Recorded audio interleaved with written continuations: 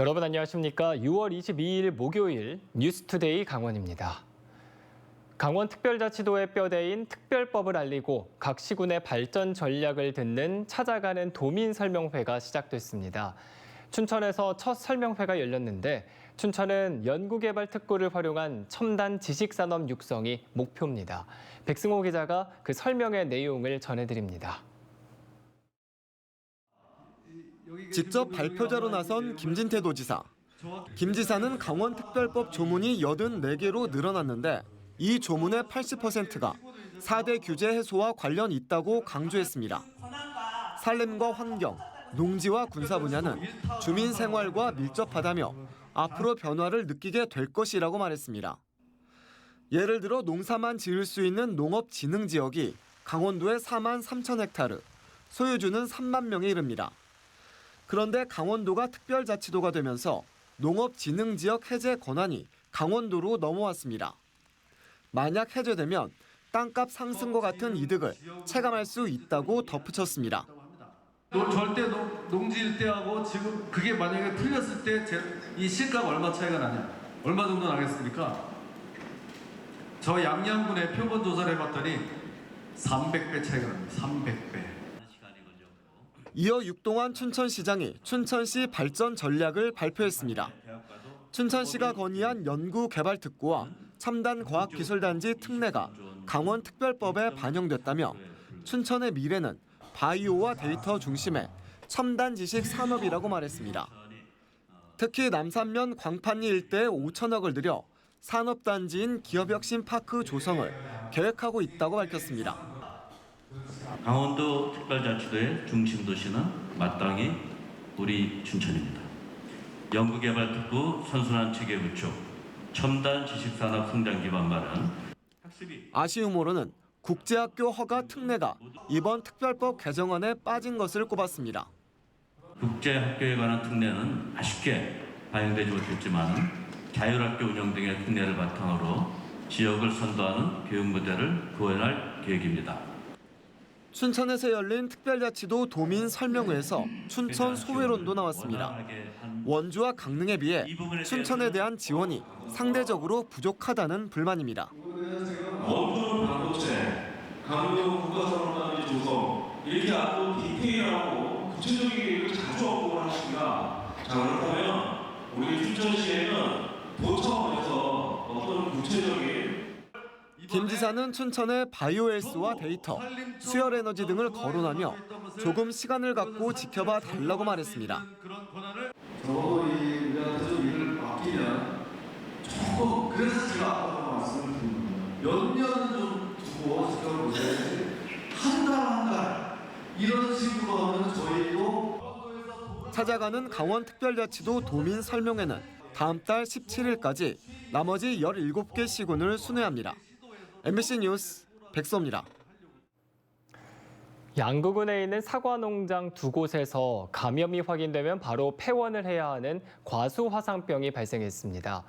올 들어 정선과 원주에 이어 3번째 과수화상병이 발생했는데 최근 잇따른 냉해와 우박으로 이미 피해를 본 농가들은 시름이 깊어지고 있습니다. 이송미 기자입니다.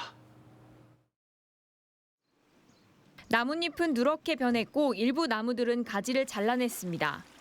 한쪽에는 잘라낸 나무들이 쌓여 있습니다. 이 과수원과 바로 붙어있는 과수원 2곳에 있는 사과나무 622그루 가운데 216그루에서 과수화상병이 확인됐습니다. 외부인 출입금지 조치가 내려진 농가 입구에는 이렇게 통제선이 쳐져 있습니다.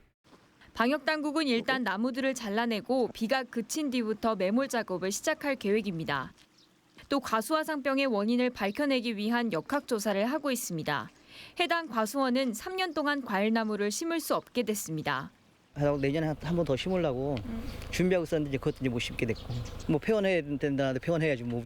과수화상병은 나무를 말라 죽게 하는 세균성 질병인데 양구에서 과수화상병이 나온 건 이번이 처음입니다. 치료제나 예방법이 없다 보니 5% 넘게 감염되면 과수원 문을 닫아야 합니다. 올 들어 원주와 정선에서도 과수화상병이 발생해 2헥타르가 넘는 피해를 입었고 화천에서는 가지 검은 마른병까지 나와 과수원이 문을 닫았습니다. 문제는 감염성이 높다 보니 한 번 나온 과수원 인근에서 또 나올 수 있다는 겁니다. 화상병균은 이제 세균이라서요. 식물체 내로 이제 들어가는 게 문제인 거죠. 그 세균이 식물체 안에 있다고 이렇게 추정이 되면 좀 절단을 해서 없애야 되는. 일단 방역 당국은 2km 거리에 있는 과수원을 대상으로는 정밀 예찰을 하고 확산 피해가 없는지 예의주시하고 있습니다.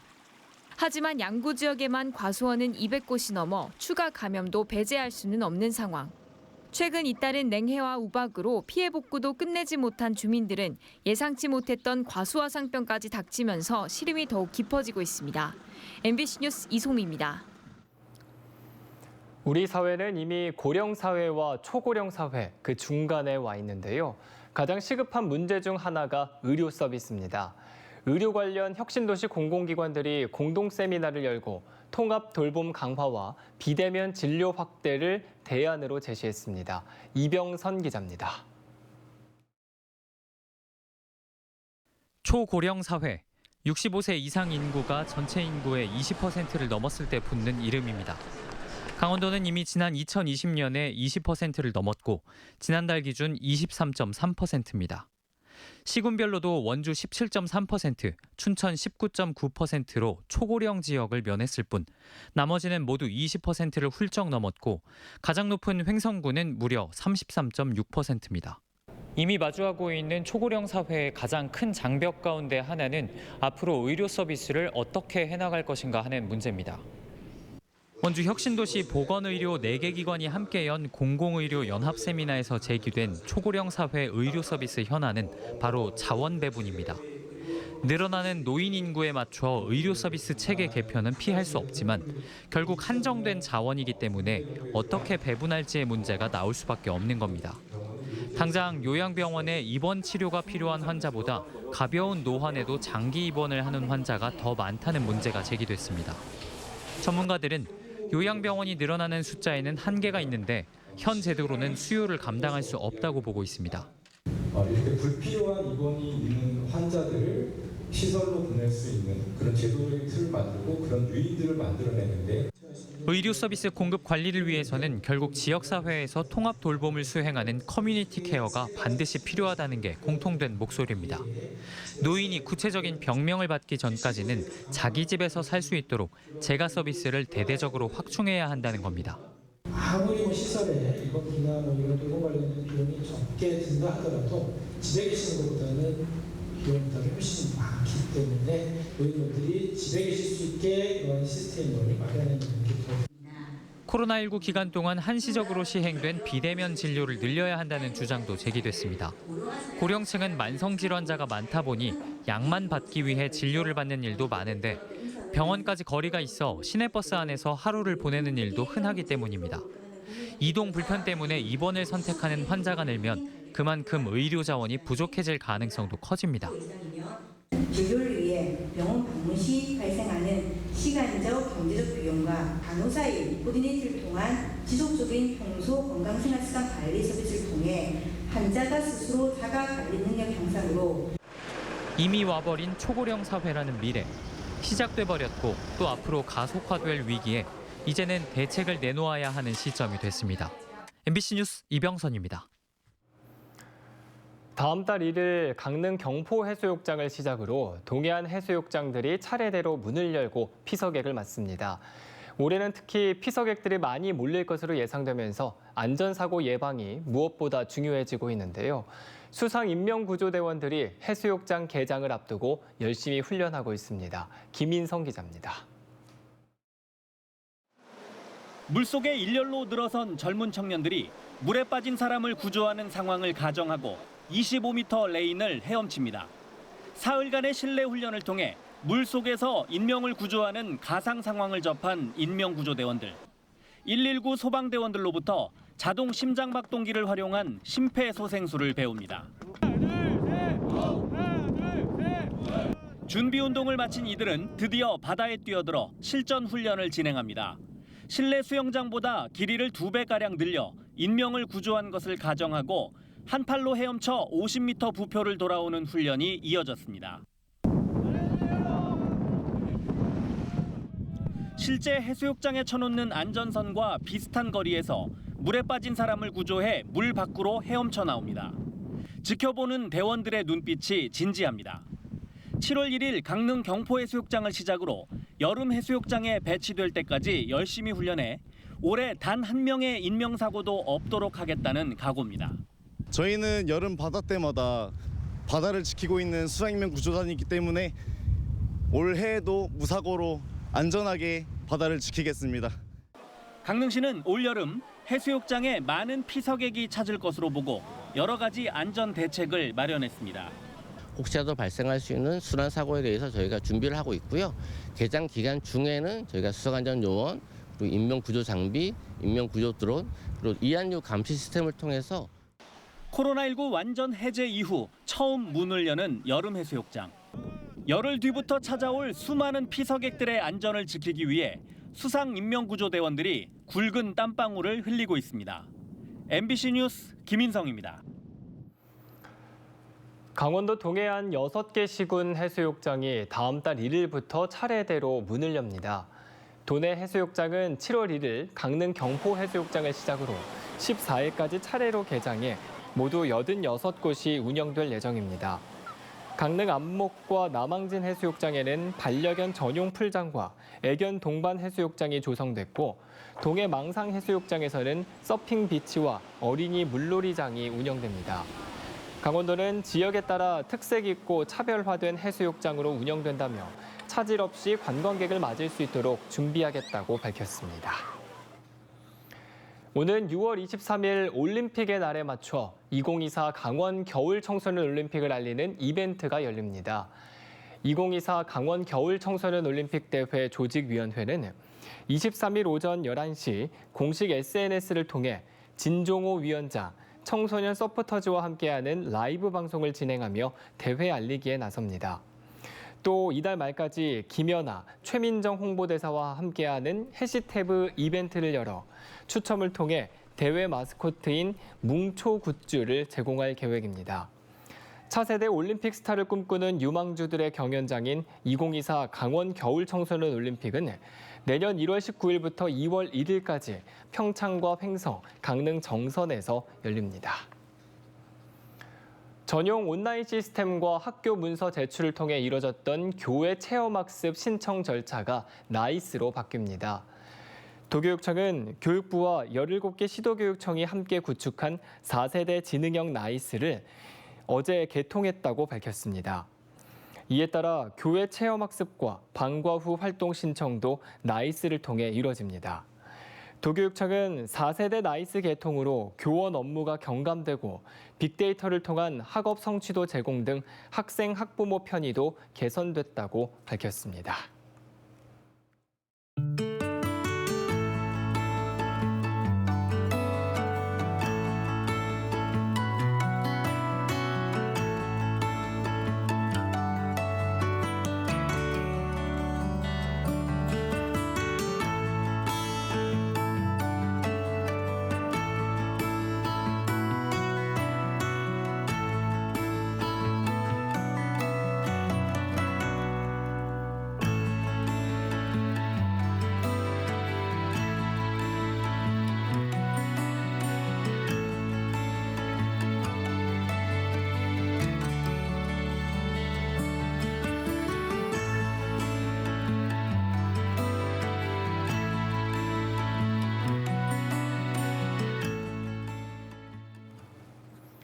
강원특별자치도 소방본부가 지난달부터 한 달 동안 도내 유원시설과 전통사찰 등 163곳을 대상으로 화재 안전조사를 한 결과 37곳에서 87건의 불량사항이 적발됐습니다.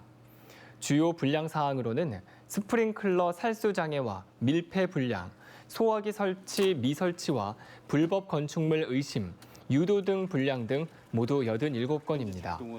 소방당국은 적발된 시설에 과태료와 조치 명령을 내리고 각 기관에 통보했습니다. 강원도 자치경찰위원회 도민참여단 회의에서 교통사고 예방과 주민 편의를 위한 다양한 의견이 나왔습니다. 도민참여단은 자치경찰위원회에 스쿨존 안전펜스 설치 의무화와 어르신을 위한 신호등 간이 의자 설치, 사람이 다 건널 때까지 기다려주는 AI 신호등 설치를 제안했습니다. 또 택시 콜 시스템을 활용한 범죄 예방과 SNS 계정 뺏기 등 학교 폭력 수사 확대를 주문했습니다. 자치경찰위원회는 현장의 의견이 중요하다며 제안 의견을 검토해 추진될 수 있도록 노력하겠다고 밝혔습니다.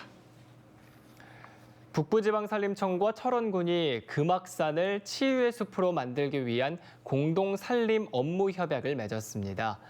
이에 따라 두 기관은 철원군 동송읍에 위치한 금악산에 숲길과 명상 쉼터, 치유 정원 등을 조성하고 방문객에게 산림 복지를 제공합니다. 조성 기간은 내년부터 4년 동안이고 사업비는 50억 원이 투입될 예정입니다. 북부지방산림청은 수도권과 인접한 금악산에 치유의 숲이 조성되면 주민을 포함해 많은 관광객이 이용할 것으로 전망했습니다. 120억 원의 예산이 투입된 춘천 원도심 상권 르네상스 사업에 대한 특정 감사 결과가 이달 말에 발표됩니다. 춘천시는 스마트 상권 통합 시스템 구축 사업과 성과급 지급 등에 대해 부적정 처리 의혹이 일자 사업 전반에 대해 감사를 벌이고 있습니다. 특정 감사 결과에 따라 인사상 처분 등 후속 조치에 나서겠다고 밝혔습니다. 이와 관련해 춘천시의회 김영배 의원은 르네상스 사업의 실태 파악을 위한 특별위원회 구성에 나섰습니다. 강원도와 춘천시가 우두동에 교육문화복합타운을 조성합니다. 이를 위해 강원개발공사, 춘천도시공사와 우두동 도시개발사업 상호 협력을 위한 업무 협약을 맺었습니다. 이에 따라 우두동에는 북부시립도서관과 육아종합지원센터, 다함께 돌봄센터 등 교육지구와 공연예술지구, 상업지구와 주택지구가 조성됩니다. 강원도는 부동산 투기를 방지하기 위해 5년간 29만여 제곱미터를 토지거래 허가구역으로 지정하고 2027년 하반기에 착공할 계획입니다. 강원특별자치도와 강릉시, 한국식품연구원이 한국식품연구원 강릉분원 설치를 위한 업무 협약을 체결했습니다. 한국식품연구원은 전북 완주에 본원을 두고 있는 국내 유일의 식품 분야 정부 출연 연구기관으로 지역 조직을 설치하려면 2년 이상 시범 사업을 수행한 뒤 전문기관의 타당성 평가를 받아야 합니다. 이에 따라 강원특별자치도와 강릉시는 2025년까지 다양한 시범 사업을 지원한 뒤 2026년 12월 한국식품연구원 강릉분원을 설치한다는 계획입니다. 7월 3일 개막하는 2023 강릉 세계 합창대회에 현재 전쟁으로 어려움에 처한 우크라이나의 보그닉 소녀 합창단 40여 명이 참가해 평화와 희망의 메시지를 전합니다. 이번 보그닉 합창단 내한은 우크라이나 지원 공동대책위원회의 협조로 성사돼 3일 개막식을 시작으로 5일 강릉 아트센터 축하 콘서트, 6일 경포해변 야외 공연장 우정 콘서트, 13일 강릉 아레나 폐막식까지 연이어 무대를 장식합니다. 원주 기업도시에 들어서는 가칭 기업고등학교의 교명이 섬강고등학교로 잠정 결정됐습니다. 원주교육지원청은 최근 교명선정위원회를 열어 참석위원 13명 가운데 7명의 지지를 받아 섬강고등학교로 결정했습니다. 새로운 교명은 9월쯤 강원도교육청, 강원도의회 심의 의결을 거쳐 최종 확정될 전망입니다. 원주시 지정면 가곡리에 들어서는 섬강고등학교는 2025년 3월에 개교합니다. 태백시 동점산업단지에 반도체 소재 기업이 입주합니다. 태백시는 최근 투자유치위원회를 열고 대구 지역의 반도체 소재 기업이 240억 원을 들여 동점산업단지에 공장을 설립해 실리콘과 탄소로 구성된 새로운 반도체 소재인 실리콘 카바이드를 생산하는 내용의 투자 유치 계획을 의결했습니다. 태백시 동점산업단지에는 입주기업 16개소 가운데 5개 기업이 공장을 새로 짓고 53명의 직원을 고용하고 있으며 올해 말까지 5개 기업이 순차적으로 착공할 예정입니다. 지난 19일 시범 운영을 시작한 인제 기적의 도서관이 다채로운 문화 프로그램을 마련했습니다. 24일부터 다음 달 15일까지 매주 토요일 오후 2시에는 기적의 도서관 열린극장에서 어린이를 위한 그림책 1인극 공연이 진행됩니다. 29일부터 다음 달 13일까지는 매주 목요일 저녁 7시에 각주와 이크의 책 읽기의 저자 이권우 작가 초청 강연이 열립니다. 또 다음 달 2일부터 23일까지는 매주 일요일 오후 3시에 인디밴드 공연도 예정돼 있습니다. 양구군에서 가장 큰 규모인 임대형 스마트팜이 이르면 다음 달 공사를 시작할 예정입니다. 양구군은 총 사업비 200억 원을 들여 해안면 이현리 일원에 7.2헥타르 규모의 임대형 스마트팜 조성 사업을 하고 있다고 밝혔습니다. 스마트팜은 오는 2024년 하반기에 공사가 완료됩니다.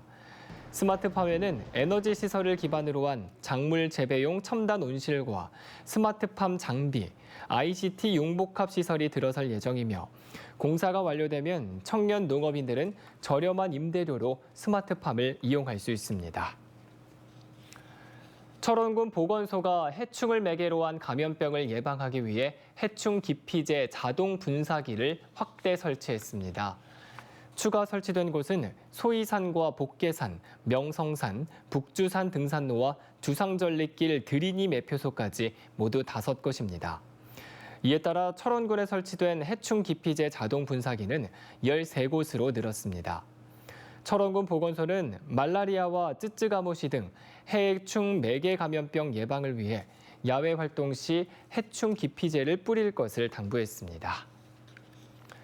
제73주년 춘천지구 전투 전승행사가 내일부터 25일까지 펼쳐집니다.